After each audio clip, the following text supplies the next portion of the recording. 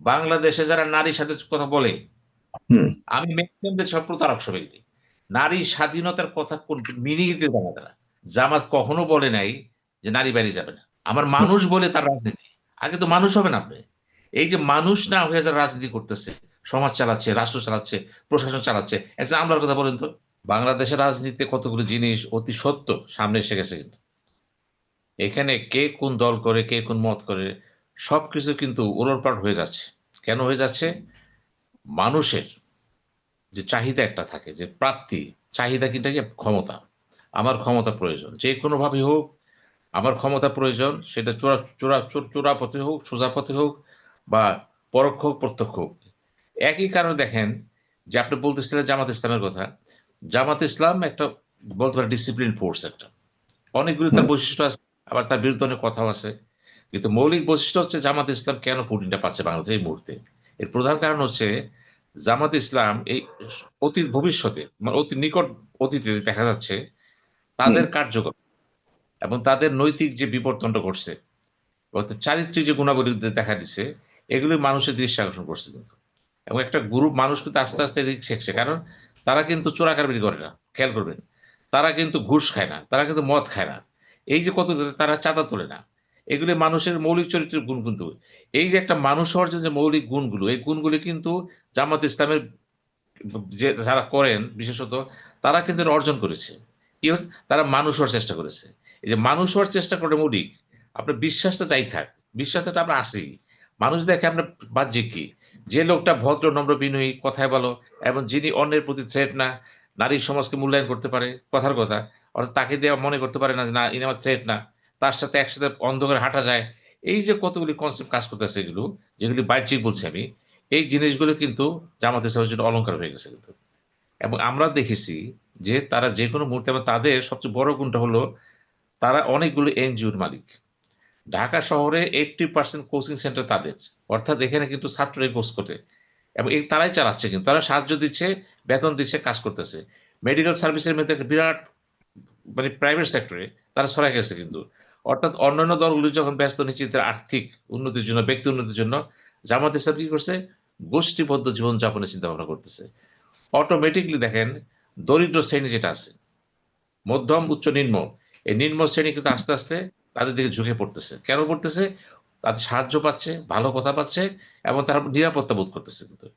এবং কেন করতেছে? বিপরীতে যে দলগুলি কাজ করতেছে, সব বিপরীত চরিত্র তার ওখানে আছে কিন্তু। আমি বলি নাই যে জামাত ইসলাম আগে যাচ্ছে তাদের তাদের মৌলিক আদর্শের জন্য না। আদর্শের চেয়ে বড় কথা হলো ব্যক্তি হিসাবে একজন ব্যক্তি যে গুণাবলী থাকা প্রয়োজন, এটা তারা অর্জন করেছে। তো সাম্প্রতিক ঢাকা ইউনিভার্সিটি দেখেন না কেন? ঢাকা ইউনিভার্সিটির পিকচারটা কি হলো দেখেন। যে ইউনিভার্সিটিতে ডাইনিং হলে খাওয়া যেত না। আমরা দেখেছি, আমাদের সময় দেখেছি তো। আমরা তাজা সময় ভালো করে জানেন। ঢাকা টিচার ছিলেন সে। এখন ডাইনিং হলের ব্যবস্থা ঠিক হয়ে গেছে। সেই পানি খেতে হয় না। ওখানে আর চাঁদাবাজি হয় না। ওখানে ওই বিনা পয়সায় নাস্তা খেতে পারেন না। হলের সিট বন্টন ঠিক হয়ে গেছে। অর্থাৎ কতগুলো কাজ যেগুলি সহজেই করতে পারত সব দল, করে নাই। জামাত ইসলাম সেগুলি করে দৃষ্টি আকর্ষণ করছে। এই কারণে স্টুডেন্ট কমিউনিটি তাদের একটা বিরাট আপনি চাহিদা ছাত্র রয়েছে। শিবিরের কথা বলছেন? শিবিরের কথা হুম। বলতেছি। শিবির কিন্তু জামাত হুম। ইসলামী, শিবির কিন্তু প্রমাণ করছে, এবং শিবিরের কর্মকর্তার কাজগুলো কিন্তু জামাত ইসলাম এগুলো তারা পর্যবেক্ষণ করতেছে। তারা কিভাবে চলাফেরা করতেছে, কেমনি কি হবে, এবং মেম্বারশিপ তো সোজা না। অন্যান্য দলে কালকে আসলে পরশু থেকে প্রেসিডেন্ট সদস্য করে দিতে পারে আপনি ইচ্ছা করলে, যদি শীর্ষ নেতা মনে করে। জামাত তা না।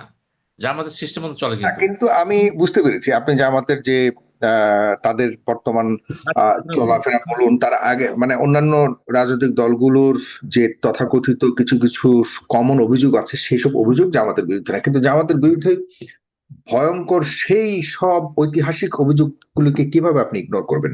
সেগুলি কিন্তু বারবার আসছে। জামাত গুপ্ত রাজনীতি করেছে, করে, এবং জামাত 1971 সালে বাংলাদেশ বিরোধী শক্তি ছিল। এগুলিকে কাটিয়ে কিভাবে নির্বাচনের দিন সাধারণ মানুষ কি মনে করেন কিনা যে এই ত্রয়োদশ ইলেকশনের মধ্যে সেসব কিছুকে ভুলে গিয়ে জামাতকে আপনি যেভাবে বলছেন এগুলিকে মাথায় রেখে সমর্থন দিবে বলে মনে করেন কিনা? মানুষ কিন্তু পিছনে তাকাবে না, সে তাকাবে তার সামনে বর্তমান। মূলত মেজরিটি পিছনে থাকবে কারা? যারা ইতিহাস চর্চা করবে, রাজনীতি চর্চা করছে, তারা বলবে না, উনি এই কাজটা অতীতে করছে। এখন অতীতের লোক তো নাই এখন। এখন দেখেন, বাস্তব সত্য হচ্ছে, আমি যদি নিরপেক্ষ বিশ্লেষণ করি, আমি এটা চিন্তা করেছি যে ওরা কেন আগে যেতেছে। অতীতের সেই তকমা দিতে পারেন নাই, তো ওই লোক তো নাই। এখন যারা আছে তার জন্ম তো বাংলাদেশে, আর যার বয়স 10 বছর ছিল তার বয়স হচ্ছে 64 বছর বাংলাদেশে। কাজে জামাতের বর্তমান প্রজন্মটা কিন্তু নেতৃত্ব শুরু করে একেবারে 99% হচ্ছে বর্তমান প্রজন্ম, তার জন্ম বাংলাদেশে কিন্তু। এবং হুম, তারা কিন্তু যে কাজগুলো ছিল ওটা কিন্তু তারা জড়ায় নেই। ওই কাজগুলির ব্যাপারে কিন্তু যদি বলেন যে বঙ্গবন্ধু শেখ মুজিবুর রহমান কি করছিল, উনি দালালি করেছিল। কি করছিল দালাল করে? যারা যুদ্ধের বিরুদ্ধে তারা না, যারা নাকি হত্যা করছে, ছিনতাই করছে এবং অন্যায় কাজে সহযোগিতা করছে, লুটপাট করছে, তাদের বিচার হবে। উনিও কিন্তু হুম, জিনিসটা কি বলছেন, যুদ্ধের পরে কি বলছেন, যুদ্ধের পরে জয় পরাজয় হবে একটা, কিন্তু যিনি বিজিত হবেন তিনি আর এটা চিন্তা করবেন না। সবই তো বাংলাদেশের নাগরিক। এখন হুম। চিন্তা যদি এভাবে চিন্তা করেন একটা যায় কিন্তু। আর আদর্শে চিন্তা করেন যে উনি অতীতে এই কাজটা করছিল, ঘৃণ্য কাজ করছে সে, ওটা আমিও নিন্দা জানি। কিন্তু অতীতের দিয়ে কিন্তু বর্তমানে বিশ্লেষণ করতে যান, যার কাছে করবেন সে তো অতীত দেখেনি, সে শুনছে আপনার কাছে।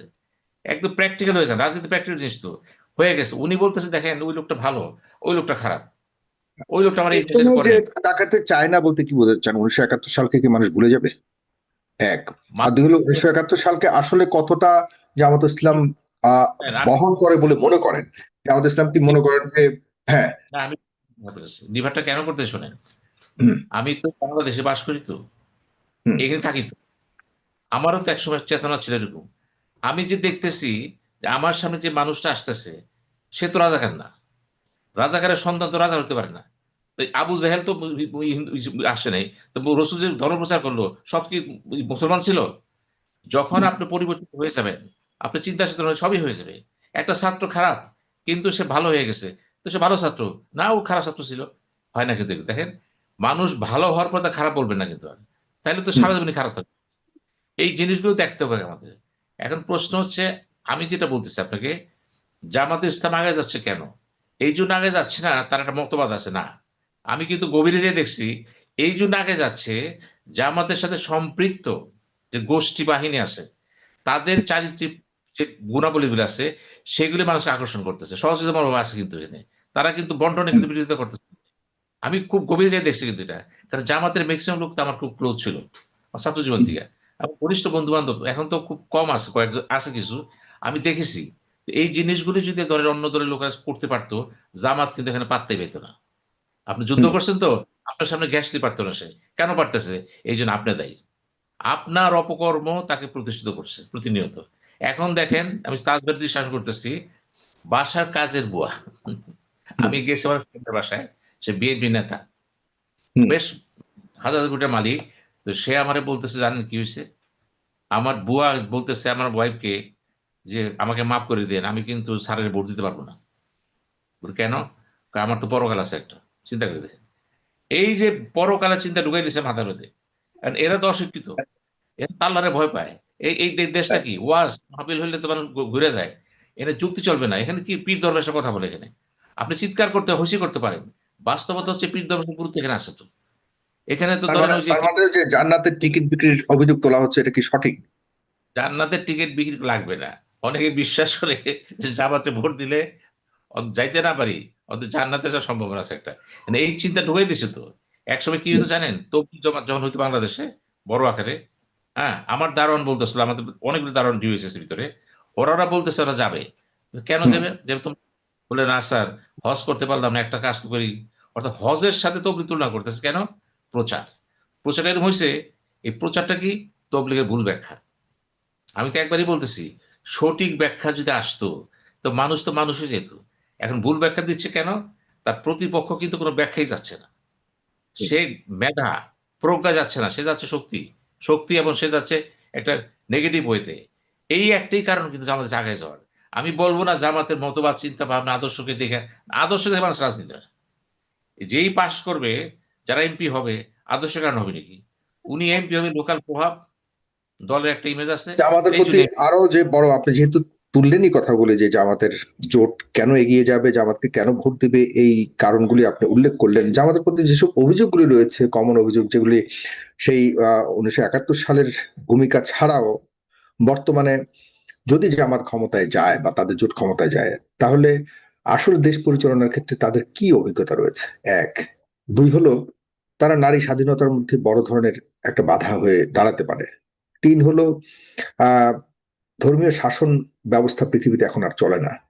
এ ধরনের চিন্তা ভাবনা নিয়ে গণতান্ত্রিক উপায়ে গিয়ে এই তন্ত্রকে পরিবর্তন করে তারা অন্য একটা নতুন তন্ত্র, যেটিকে আহ তাদের মতো করে যদি কোরআনিক শাসন বা যা যা যা তারা বলে, এইগুলোকে আসলে প্রতিষ্ঠিত করবার সেই সুযোগ বর্তমান পৃথিবীতে আছে কিনা, এগুলির জবাবে আপনি কি বলবেন, ছোট ছোট করে যদি আপনার কাছে জবাব থাকে?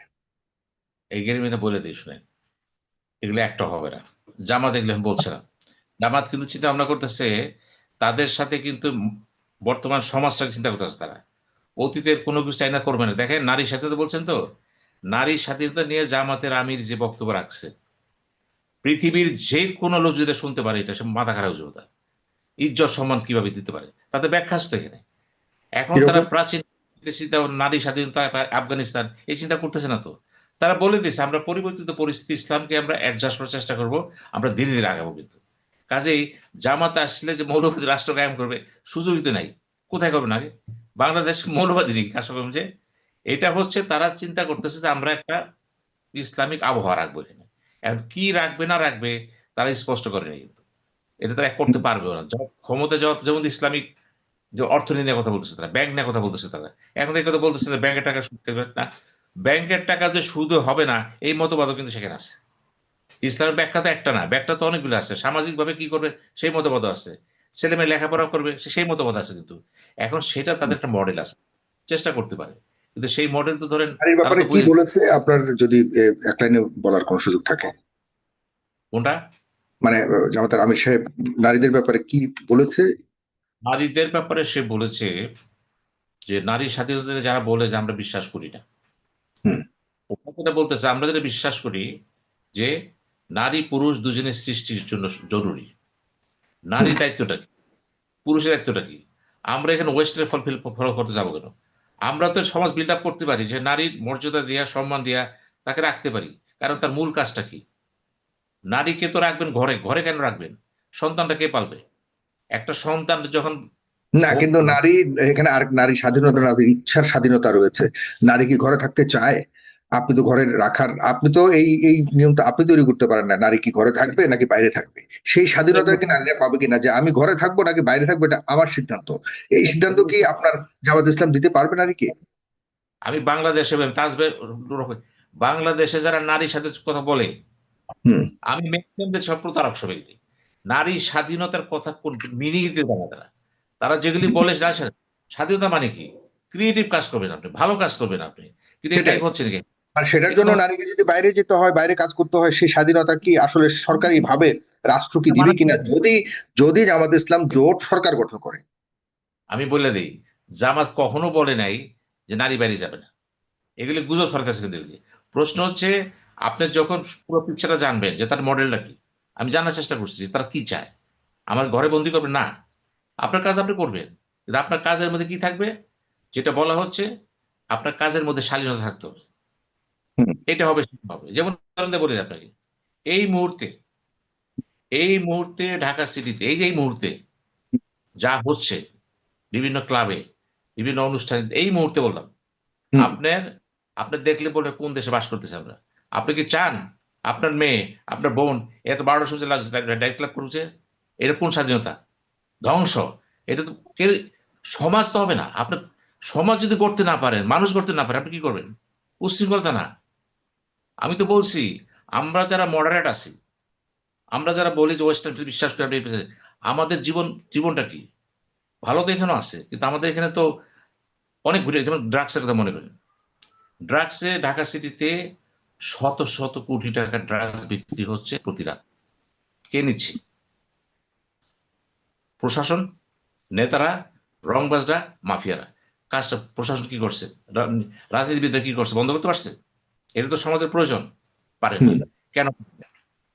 আপনি ওকে। পারেন নাই, চাচ্ছে, মানুষ পরিত্রাণ চাচ্ছে। আপনি আপনি আপনি মোটা কোথায়? দাগে অনেকক্ষণ অনেকক্ষণ বলেছেন, খুবই চমৎকার ভাবে আপনি তুলে তুলে ধরার চেষ্টা করেছেন, এবং আপনি মনে করেন যে এই এই কারণে জামাত জোটকে হয়তো জনগণ ভোট দেওয়ার আগে এই বিষয়গুলোকে মাথায় রাখবে। কেন বিএনপি জোটকে নয়? আমি যদি আপনাকে কিন্তু এই প্রশ্ন। যে কারণে এদেরকে দিবে, ওই কারণে তাদেরকে দিবে না। কথা তো ক্লিয়ার। এখানে মতবাদ বাদ দেন, আমি কোনো মতবাদে যাবো না কিন্তু। আচ্ছা, তার মানে কি আপনি ওদের এই সবগুলো চিন্তা ভাবনার বিপরীতে এই বিএনপি জোটকে ভাবে জনগণ, এটাই মনে করছেন? সেটা বলি না। আমি বলছি যে আমি ওইটা বলি না। আমি বলছি তাদের একটা আদর্শ আছে, যে হুম, আদর্শটা আমাদের এই মুহূর্তে মানুষকে টানতেছে। এখন মানুষকে টানলে আপনি কি করবেন? আপনি মানুষ খারাপ বলবেন নাকি? এখন ওই হুম, যে টানবে কেন? টানবে তো ওরা যারা বলতেছে আমরা পারি। আজকে যদি মনে করেন আমাদের যে দলগুলো আছে, আমি সব দলের কথা, ইসলামিক দল যারা আছে, হুম, অনেকগুলি দল তো আছে, কিন্তু সব ইসলামিক দল হুম, তো একভাবে না। এখন চরমনে পীর সাহেবের কথা একরকম। চিন্তা করে দেখেন। মামুন হকের কথা একরকম। হেফাজ হুম, হুজুরের কথা একরকম। এখন এখানে আবার হুম, বিভিন্ন লেখাপড়া, কমি মাদ্রাসা, নন কমি মাদ্রাসা, অনেকগুলি ফ্যাক্টর কাজ করতেছে এখানে। কিন্তু এইগুলি যদি আপনি একটা সভ্য সমাজ দিতে চান, খুব ভালো সমাজ, যদি মনে করে বিএনপি করবে, কথার কথা বললাম, বা অন্য কোনো দল করবে, তাকে আসতে হবে এবং তাদের প্রমাণ করতে হবে আমি সৎ। আমার বড় পরিচয় হচ্ছে আমি মানুষ। আমার হুম। মানুষ বলে তার রাজনীতি। আগে তো মানুষ হবেন আপনি। এই যে মানুষ না হয়ে যারা রাজনীতি করতেছে, সমাজ চালাচ্ছে, রাষ্ট্র চালাচ্ছে, প্রশাসন চালাচ্ছে, একজন আমলার কথা বলেন তো? ঘুষ খায়। ওপেন ঘুষ খাইতেছে। কি করবেন আপনি? ওপেন নৈতিকতার মধ্যে পড়ে গেছেন। কি করবেন জামাত আপনি? ইসলাম আসলে কি এগুলি চলবে না? হবে না? আমি আমি সেটা বলি নাই কিন্তু। আপনি বলছেন আসলো কেন? ও যখন আসবে তখন দেখবেন আপনি। এরা তো অলরেডি জড়ায় গেছে তো। প্রশাসন তো তারা চালাইছে তো। আমরা তো চাচ্ছি আপনি জামাতকে ছাড়াই যান। আমি চাচ্ছি বাংলাদেশের মানুষ। মানুষ যদি তৈরি হয়ে যায়, কিছু লাগবে না। সব ঠিক হয়ে যাবে দেখবেন। মানুষ তো নাই। জি, ধন্যবাদ। আপনাকে অনেক ধন্যবাদ।